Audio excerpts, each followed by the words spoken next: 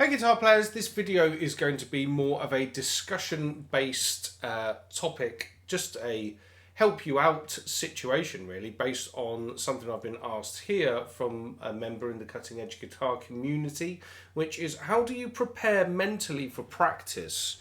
I want to know how I get my state of mind and body relaxed, block everything out and get ready to play. Well, this is actually something that I've been very lucky. I've never really suffered with this, but here's how I go about doing it. So what I do is I decide on a time of the day that I'm going to practice. I like nowadays, now that I'm 34 and I'm trying to run a business, I'm trying to teach loads of different people, I'm running around from school to school, I've got a family to provide for, and obviously, you know, every now and then they want to spend some time with me as well. They don't want me just playing guitar all the time. So how I prepare really with this, I just block out a particular amount of time. So I'll just go, right, I want to play for 2 hours. Generally, 2 hours is about what I can afford time-wise to practice these days. I used to practice for about 5-6 hours a day when I was younger. That's not feasible now. Which is a shame because I'd love to just sit around for 5 hours a day playing guitar, but there's just so much stuff that needs to be done. But what I do is I've got to make that time productive, otherwise it's a waste of time. So I'll block out my 2 hours. It's usually, for me, it's 10 till midnight. And another thing that you need to do, I think you need to have a dedicated space in your house.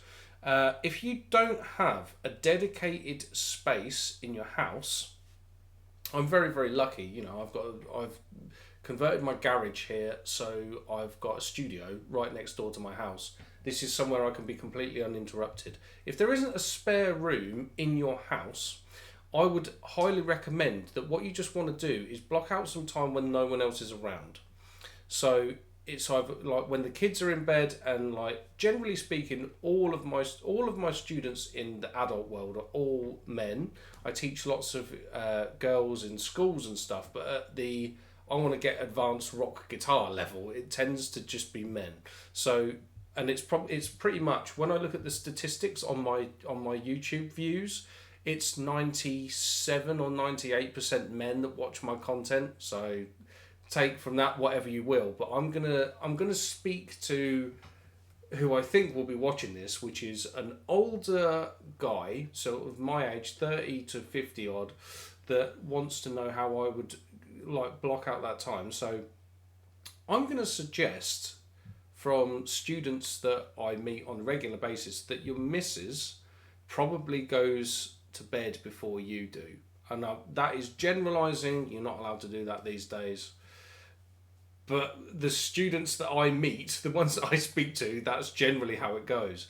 And that's definitely how it works in my house. So what I do is I practice when my wife and my daughter aren't around, because then it's easy for me to just be completely, like, I don't have any distraction. I'm just going to get on with playing my guitar. So that's that. If you don't have the dedicated space, if at least you do it when they're in bed, you can sit in your living room or you can sit in your dining room. If you've got a spare room, or I don't know, a conservatory, if it's really hot where you live, even out in the garden, great. Just go and sit somewhere where you can practice, and that's cool. So another thing is these. These are an absolute dreaded time suck, and especially things like social media, Facebook, Instagram, TikTok, Discord servers where you can sit and chat, all of that stuff.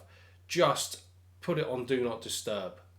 Or, if you're using the metronome and all that sort of stuff that's on your phone, fine, you can have your phone around, but only if it is for guitar playing. So you've just got to get rid of the distractions. For me, I use a Mac. So I put that on Do Not Disturb, so my phone goes to Do Not Disturb, the Mac's on Do Not Disturb, and I'll sit down and I'll practice, and I will practice diligently for my 2 hours. So the other thing that you should do is to be prepared. Make sure that you've got the material prepared.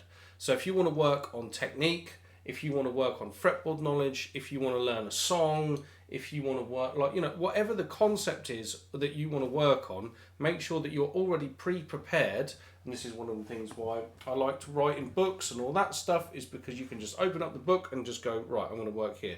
Or of course, if you've got the digital versions, you go directly to that page, work through the stuff. Even better, I've turned those digital versions into just PDFs of the exercises. Open up one page, work through the exercises, do your thing. My online courses, go through have all of that stuff there. That's one of the benefits of these things, really, is people like me that make all of that kind of content stuff for you in online platforms and all of that stuff. We're just telling you, practice this. Open that stuff up, it's fine, but kill off YouTube. I mean, yeah, there's a lot of people that probably come to YouTube for their learning, but it's actually quite a difficult place to learn because it's not structured. You want a structured platform, and people like me that are doing things on stuff like YouTube, I think we should all be completely honest about why we're here. I put lessons on YouTube and I hope to deliver value. I hope that all of the stuff that I tell you in my lessons is really, really beneficial for you. But let's be honest, why I'm doing it. Because I'm doing this completely for free. I get nothing out of this and it takes a long time. What I want is for people to come on and see this and go, he seems like he knows what he's talking about. He seems like the sort of person I'd like to learn from. He seems like a cool guy. I'm happy to spend time with him. And then they'll become a student, and or they'll buy a book or something like that. And everyone else who's doing it is exactly the same. Nobody is posting stuff on YouTube like purely because they want to do it out of the goodness of their heart. They want something out of it, whether it's millions of views so they can make money off of the ad revenue, or if it's because they want you to become a student of theirs on the back end on a different platform or something like that.